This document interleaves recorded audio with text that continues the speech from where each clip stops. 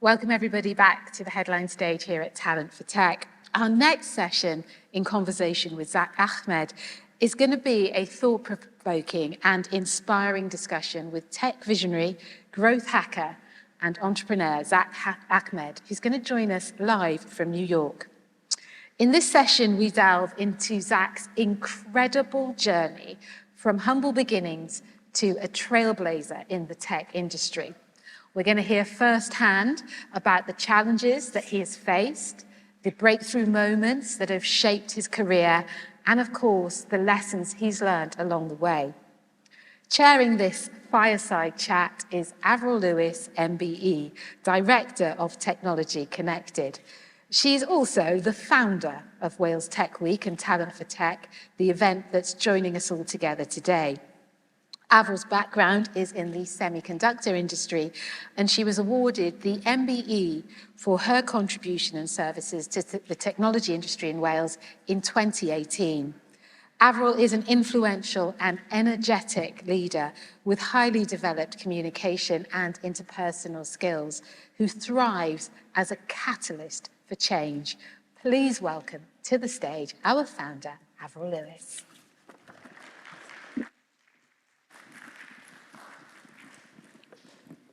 Well, good morning to everybody here in Newport, and a very, very warm welcome and good morning. Zack, how are you? Hi, good morning. Good morning from New York. Good morning, everyone. Boreda. It's good to be here with all of you. Thank you, Zack, and thank you so much for joining us. Dare I ask what time it is? It's currently 5:17 in the morning, but we're still here. Well, I do have to say thank you so much for that. And it's a good job you're in New York and not in Los Angeles, because I dread to think what time it would be over there in the morning. Exactly, yeah. So thank you for joining us. We really appreciate it. What you don't see here is we've got an audience of young people who are just desperate to hear your story, your progression, and also, where are we going from here? So we're in a big stage. There's about 400 seats in here. But outside of this room, we probably have around 600 to 700 young people from schools, from colleges, walking around demonstration zones, talking to tech exhibitors. There's an awful lot of VR headsets going on. I think we may have to watch the health and safety with some people flinging their arms around. So just so that you can see exactly what's going on here, and therefore understanding how your story will be so important to many of these people here. And we are filming this so that we're able to use this for posterity. So thank you for that. So audience, I'm going to chat to Zack. I'm hoping that you can all hear him properly. And what we'll also have is an opportunity, if you have any questions, then there is a microphone. We can bring them forward and I'll be able to ask them for Zack at the end of the session, if that's all right. Is that all right with you, Zack? Indeed, yeah. Let's go. Perfect. Lovely. All right. So, as you can tell, I'm not at the earlier age of my career. I'm more at the latter age of my career. What's really interesting, I think, for us now is understanding how have you got to where you are today? Can you give us, was it a motorway or was it a country roadway? Can you explain to us, where did all this start? Because it really is a fascinating story that you have to tell. Yeah, absolutely. And going back to the age side of things, I don't think, none of us really grew up. We just pretend to be mature. So, keep at it. In terms of like myself, my journey essentially just stemmed from curiosity, and following my curiosity, and, essentially questioning things around me. I think very often, we find ourselves in the world, with a lot of questions, but we don't necessarily always go out and seek the answers. So for me, it's always been about, almost discovering what the problems are around me, what my curiosity is telling me, what my environment tells me, and how I can ultimately search for the answers. And essentially that's all it's been for me from the start, and a lot of pressure as well. And many people everybody has pressure, but utilizing pressure in the best form of way to go forward has always been the best vehicle for me. Okay, thanks.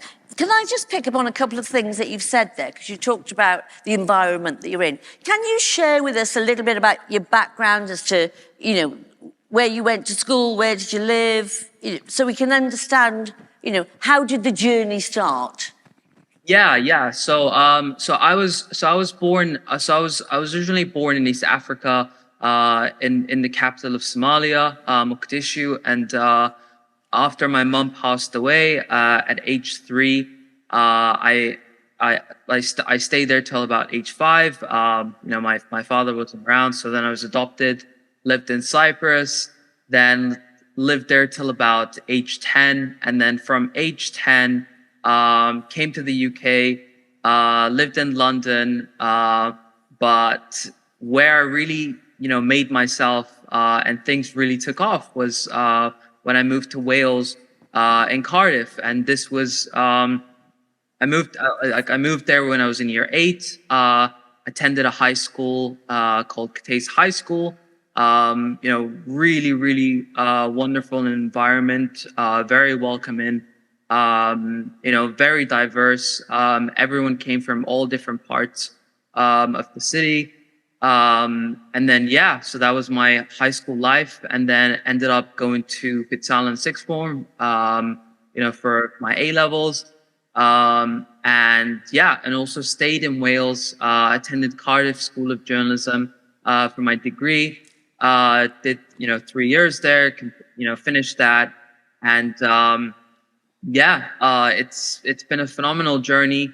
I think what I found in Wales was ultimately this really thriving startup environment. I remember when Tramshit Tech actually started, and I would just go just sort of like just drop by after school, attend events, meet people, and something that really aided me were the startup group. So Cardiff Startup, there's a phenomenal group on Facebook.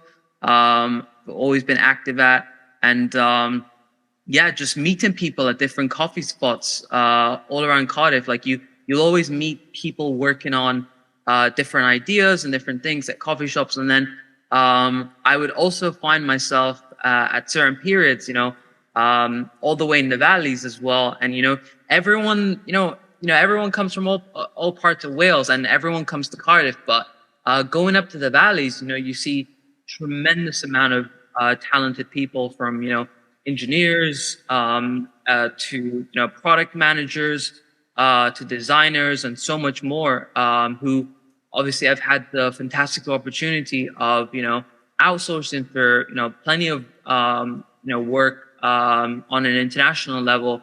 And one thing I do see right now, living in the United States, is a lot of amazing Welsh talent even here. I remember attending one of the events organized by one of the diplomats based out here in New York, and it was a Welsh-centered event, and there's so many phenomenal individuals here. So if you're there, I would encourage you to definitely connect with the folks here, and essentially build ties from Wales to the US and all other parts of the world. Thank you. Let's talk on this journey, because we can see where you are now, and we'll get to that in a little while. But I just want to understand how somebody that's going to school in cultivates and then into Fitzallen. What did you study? What were those A levels that you did to give you that sort of? Was it that education that gave you the interest in what it is that you then went on to pursuing as your career? So in terms of A levels, I did I did English literature, history, and then obviously media studies and the Welsh Baccalaureate. So the, um, that was for A levels. In terms of school life, I think like itself, it's given me a great foundation in terms of the basic skills and the things I need to go out and take on the world. But a lot of things also stem from what I was doing outside of school, and going back home, being active on the internet, joining really interesting communities that resonated with my interests. Because by joining these online spaces and these communities on the internet, whether it was design, whether it was engineering, what that allows you to do is it allows you to connect with many other people with the same interests. And so, let's say you're traveling to London one day, or you're traveling to another part of Wales, apart from Cardiff, or wherever it might be. There's so many incredible people you've met with the same interests as you, who stem from a community. So I always encourage everyone to find what that community is. And in order to do that, you could look at places like, for like my generation, like right now, and for many of you, Facebook isn't necessarily the place anymore, but you'd be surprised, because there's still a lot of, thriving technology communities and much more on there. Discord, and a place I've attained the tremendous opportunities from has been X, formerly known as Twitter, of course. And yeah, so that's been the program. I think that's really interesting what you're saying there, because obviously, education is a key foundation in all of our development. But from what you're telling us, it's not only the education that you're receiving from school, it's the self-education that you have gone and really, really pursued in outside activities, and using technology, and particularly the internet, to be able to go and foster those different friendships, foster those different relationships and those interests. I will put a word of warning out to everybody in the room that, of course, the internet is a wonderful thing, and joining people is a wonderful thing on the internet, but you all know, of course, that you need to remain safe. So please just ensure that whatever you're doing is safe. And I think, Zack, you would by all means endorse what I've just said on that. Absolutely, yeah. What I see when I talk to you, and it really is palpable, and I have to say it's extremely infectious, your energy and your enthusiasm, and that just open-mindedness and desire to explore really is very, very captivating.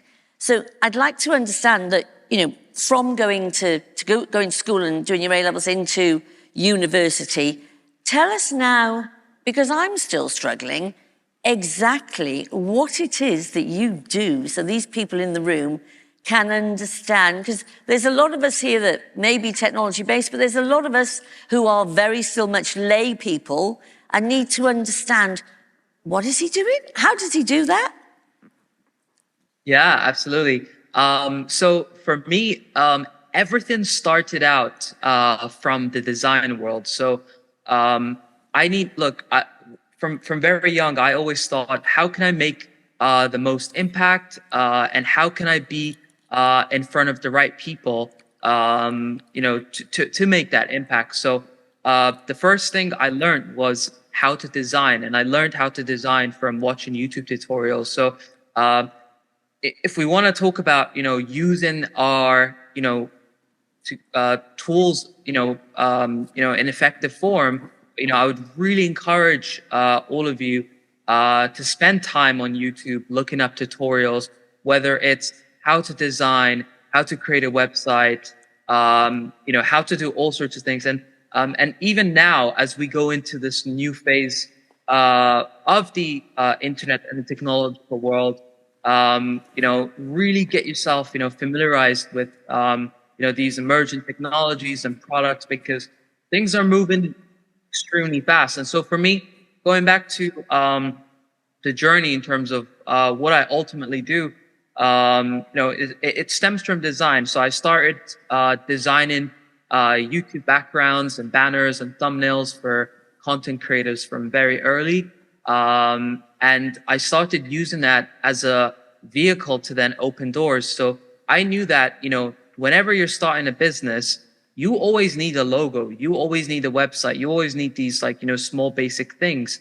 So therefore, what I did was I basically learned the skill of design to then go out to people and say, hey, I can see you're doing this.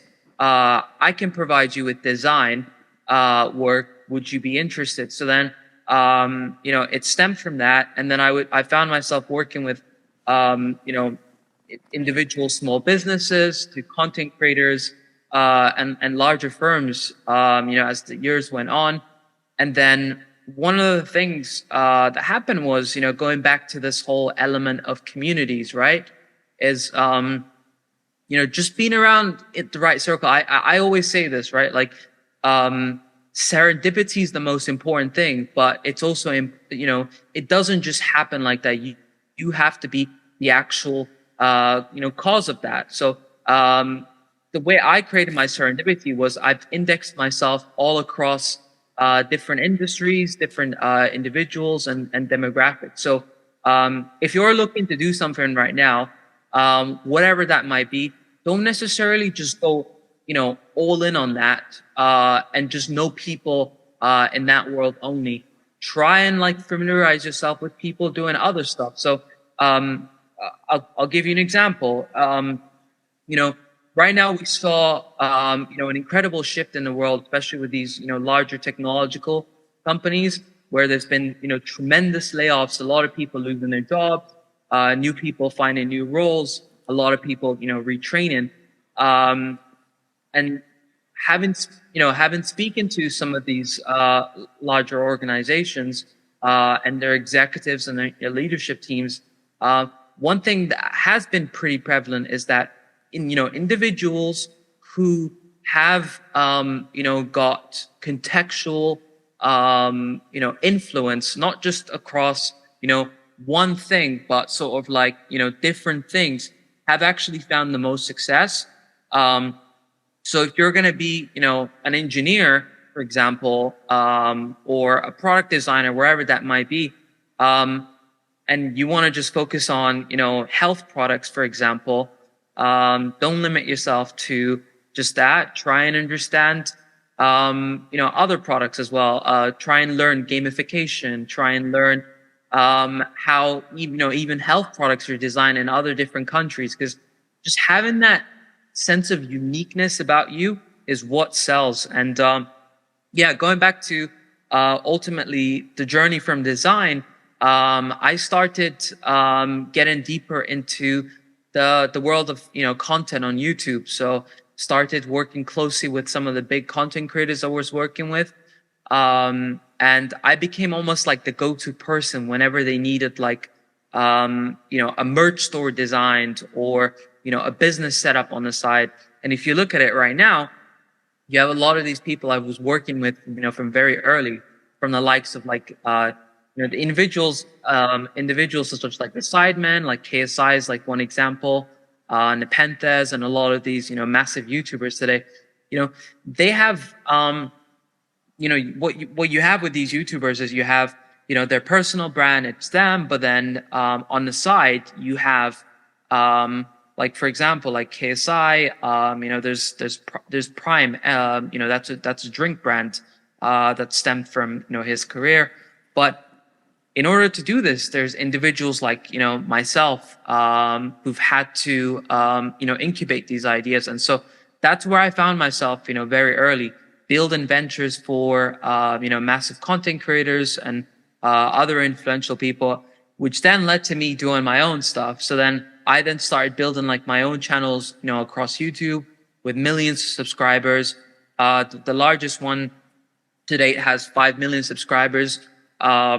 And that was that was a channel that was centered around entertainment. And then as the years went by, I then got into technology content, and then most recently in the last 2.5 years, sports content as well.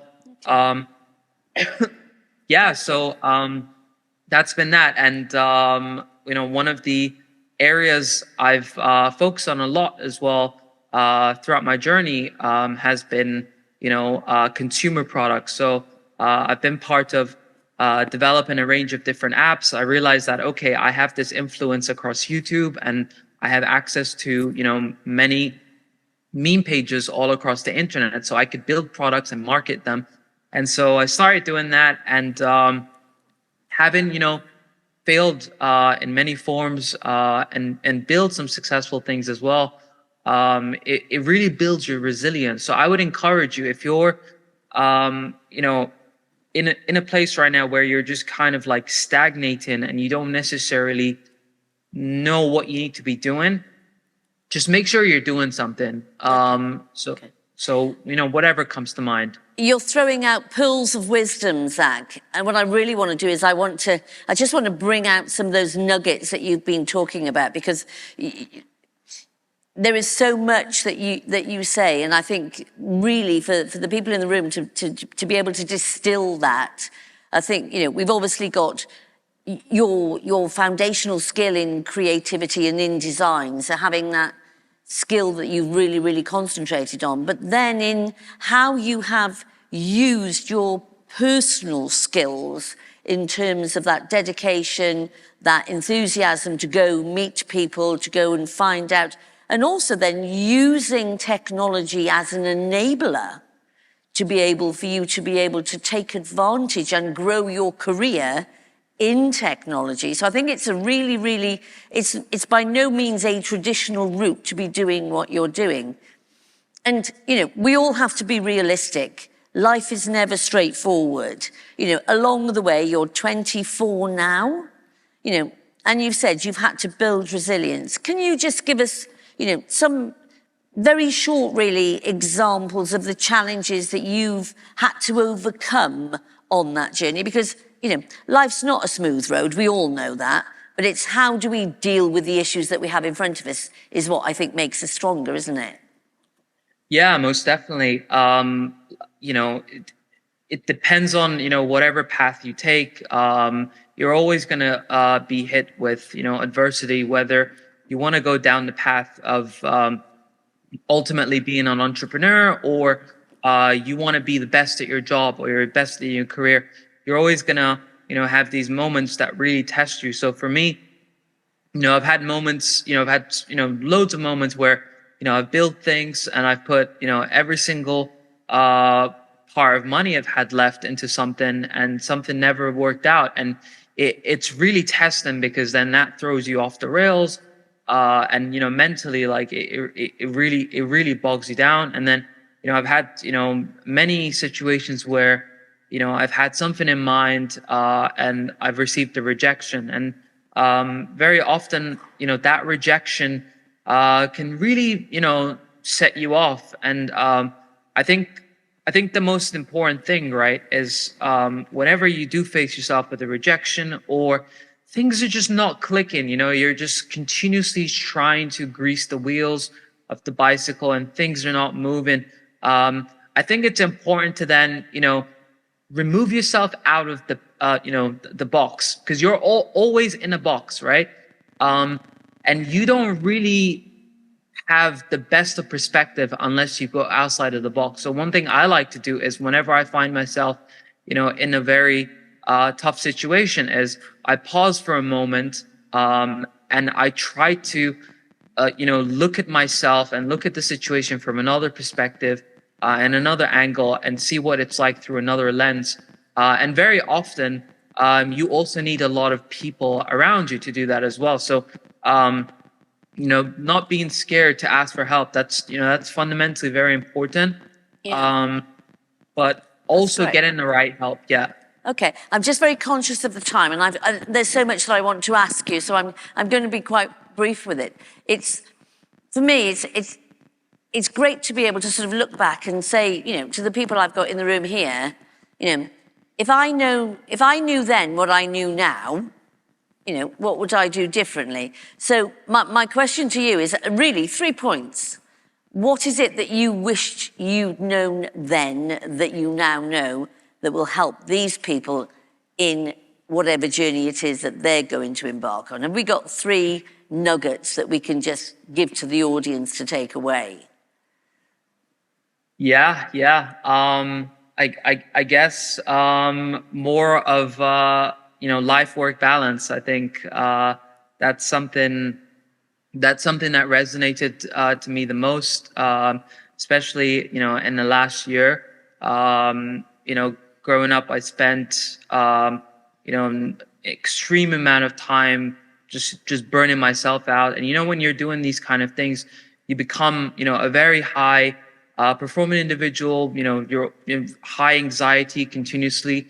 And so one thing I've learned now, wish I knew then, was just a better life-work balance. And you can still be an extreme high performer and still have balance. So I think that's really, really important. But and just working smart, more smarter, I'd say. That's super, super key. You don't want to burn out. Just work smartly as much as you can. That's the most important thing. Brilliant. I'm just conscious, I'm going to hand over to the audience if they have any questions. Do we have somebody with the mic? And if you'd like to raise your hand, we do have somebody here with the mic. Any questions? Who'd like to ask Zack a question? Oh, there's one down here, please. Sorry, Zack, I wasn't pointing at you. There's a young gentleman in the audience. So one question I have, what, in your opinion, has been the biggest success in your career? So if I could say that again, what in your career? From your time in this business, what would your biggest success be in your opinion? In your opinion, Zack, what's been your biggest success to date? I'd say impacting. I'd say impacting millions of lives through my creations. So I've not only created brands that influence millions of people, but I've also built products that millions of users use today.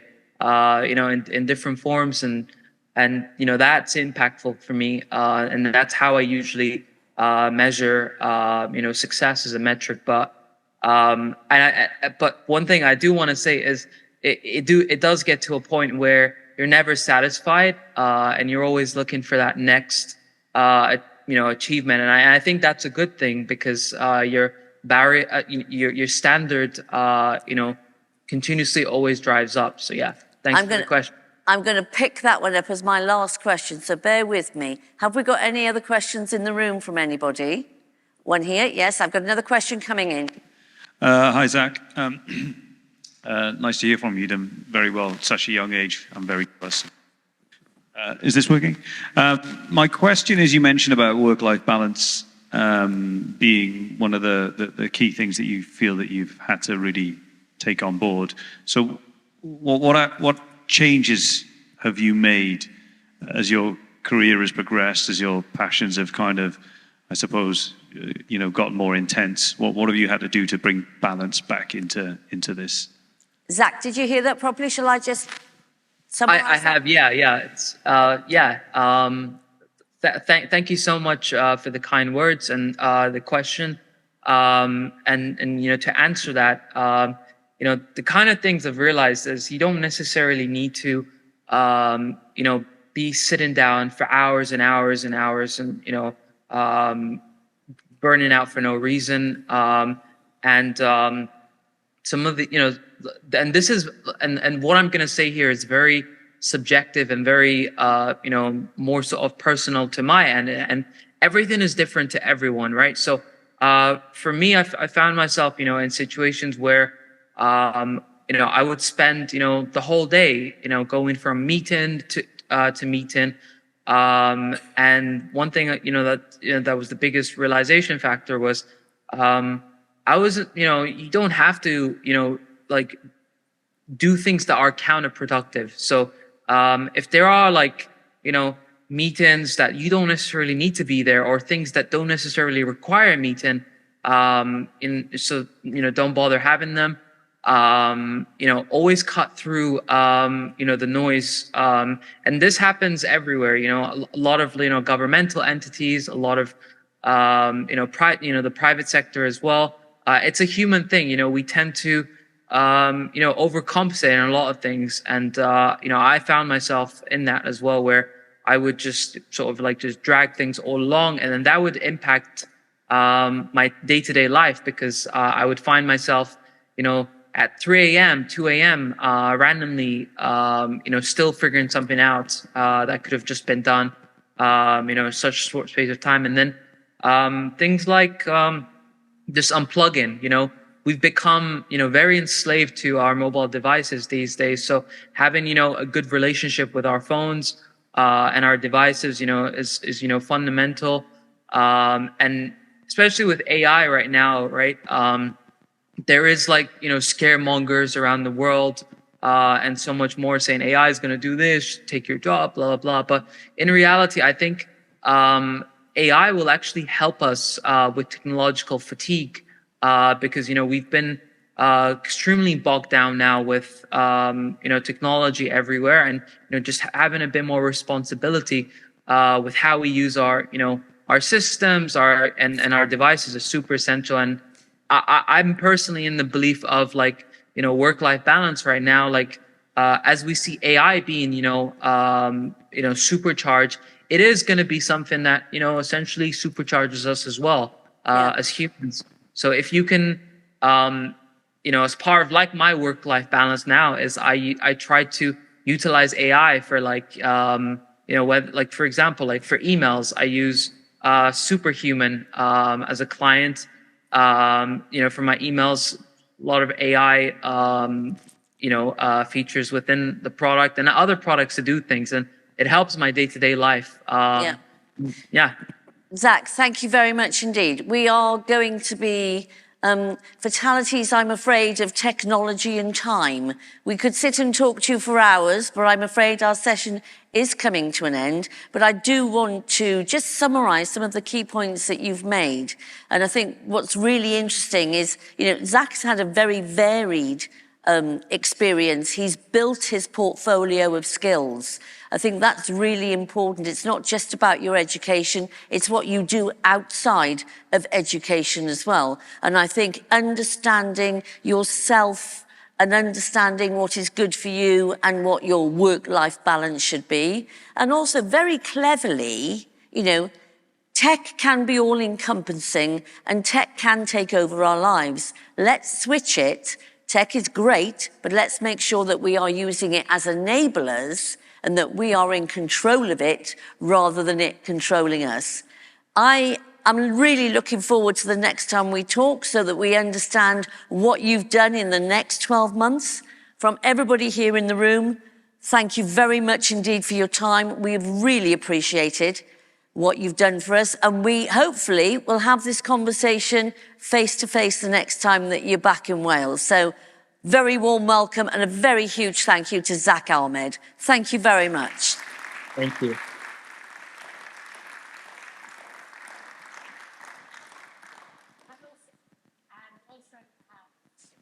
And also perhaps take a moment to thank Avril, who actually created this event, and Talent for Tech. So she's brought us all together to give us this opportunity to be inspired. So I think it's a great opportunity to thank you, Avril. Thank you. And just very quickly, there is so much to see and do out there. As we've said to all the businesses in the last 2 days, open your minds. Open your minds, just go and explore, because what you might have thought about already might be completely different. So thank you. Enjoy your days. Absolutely. And also some of you have been given some feedback forms, and we would absolutely love it if you could take a few moments at the end of the day to fill those out and put them in the provided boxes. We're going to have a very short break now, but do come back and join us on this stage at 11 a.m. So just a few minutes, where we're going to have a session called Meet the Innovators, Future Trends in Tech. We have an incredible dynamic panel of tech trailblazers who are going to share their insights with you, because you may well have the next great tech idea or be the next great tech entrepreneur. So we really want to push those dreams for you. So come back at 11 o'clock for that session. Thank you very much.